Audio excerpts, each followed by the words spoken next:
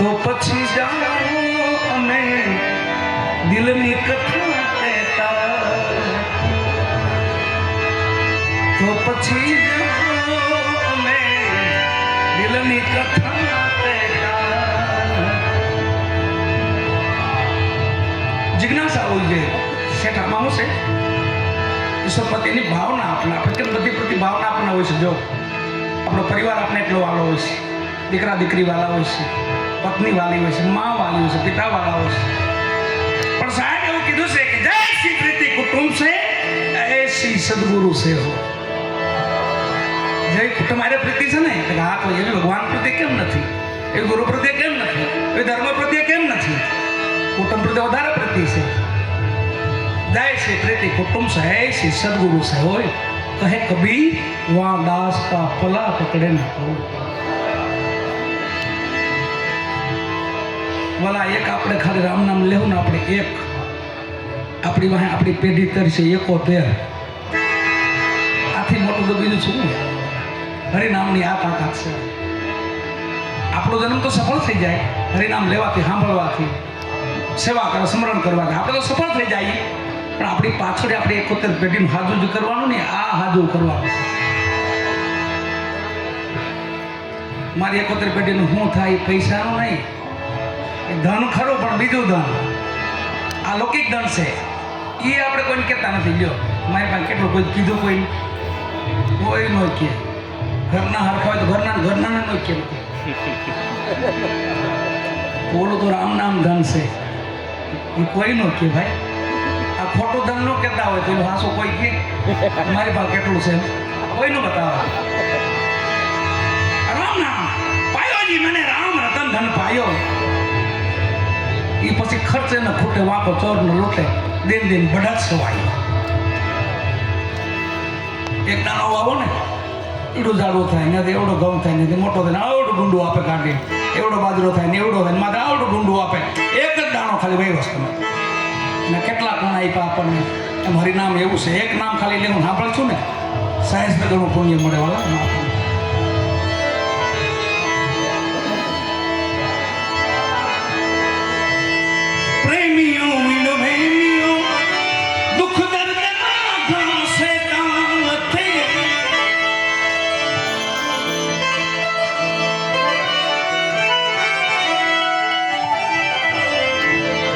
તો પછી જાઓ અમે દિલની કથા